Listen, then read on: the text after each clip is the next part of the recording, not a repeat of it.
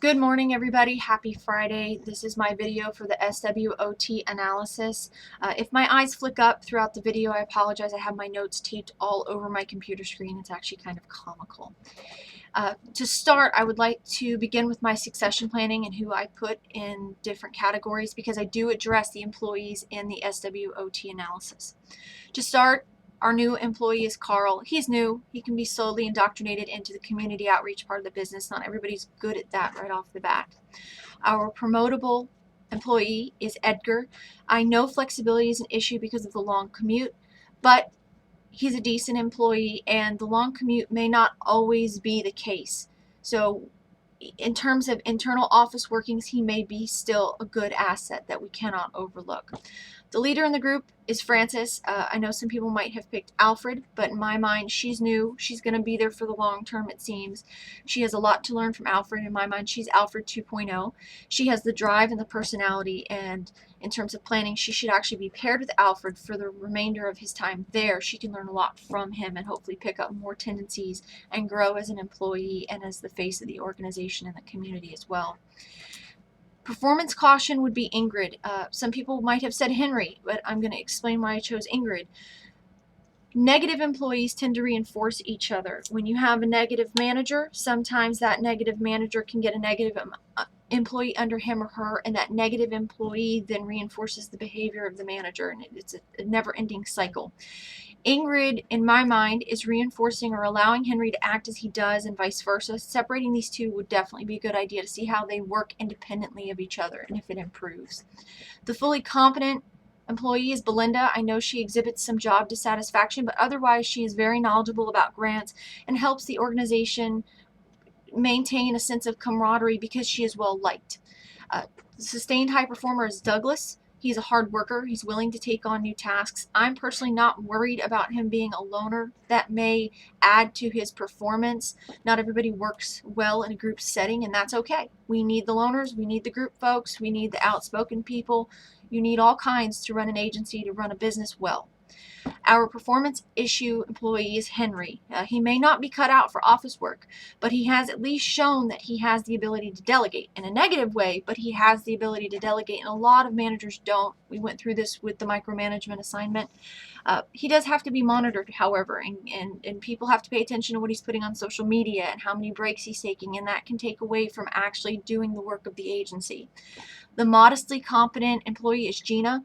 She can do her job, but she undermines the organization's goals with the negative comments. Negativity tends to spread like cancer, so it's never a good idea to have a fully negative employee working for you. Again, she might be another person you have to separate from Henry and Ingrid because they're probably reinforcing each other.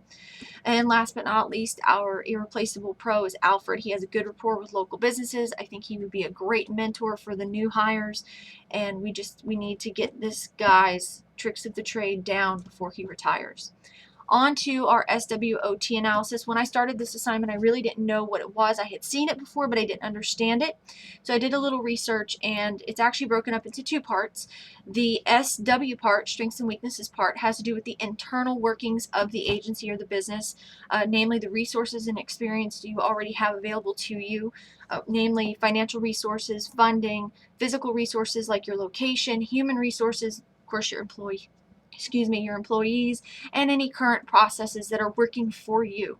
So to begin, our strengths are good team members, namely Francis, Alfred, Douglas, Carl, Belinda. They are our greatest asset because they're running this agency for us. Also, our agency has a proven track record in the community. Our agency has experience utilizing budget and grant monies appropriately. This is important when we go out to build new partnerships because we do not need to come to the table with a history of misappropriating monies, because nobody wants to form a partnership with an agency with a bad track record or a bad reputation in the community. Last but not least, we are aware of the budget constraints.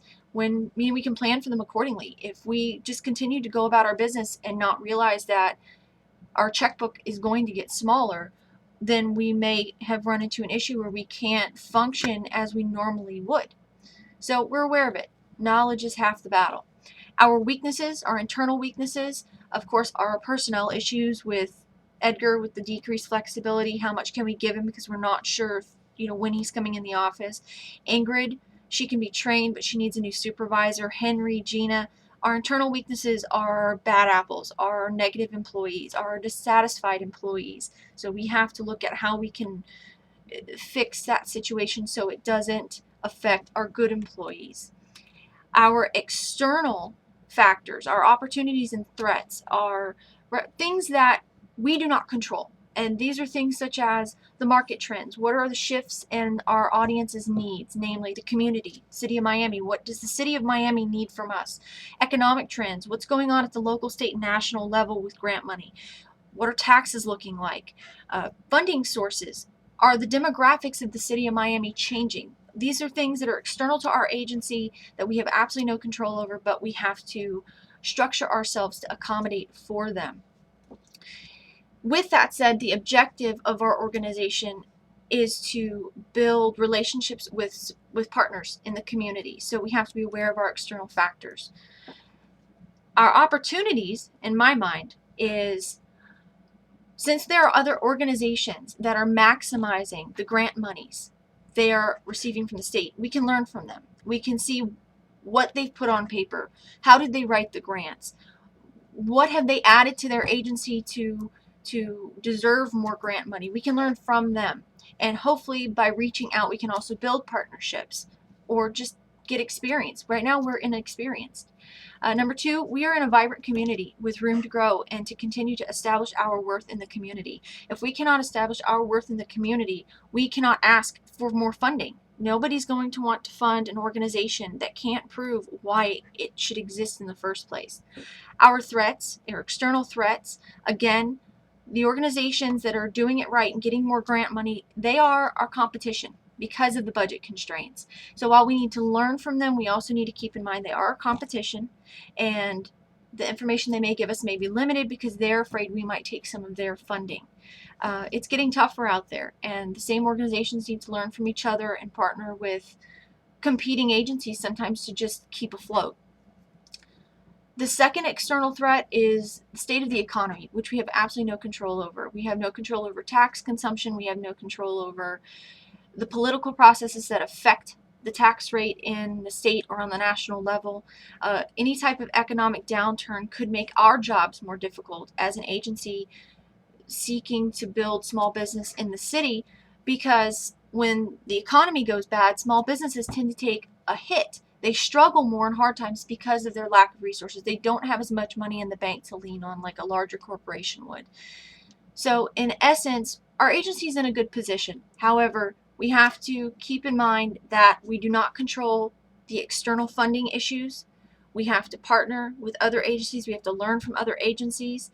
And at the same time, we need to get a handle on the personnel issues that may undermine our effectiveness in doing our jobs. And it may undermine our ability to look good to the community, look good to partners. So other than that, I hope everybody has a great weekend. I know today is September 11th, so let us, just have a moment of silence for those that passed away. And whether you're Republican, Democrat, or pink polka dotted elephant, we're all Americans. We're all human beings. And today we just need to hug each other. So I hope everybody's well, and feel free to comment. I know I said probably 15 ums, but again, I've never worked a webcam, so I'm just happy I got to this stage. Anyway, have a great weekend. Comment, email. I welcome it all.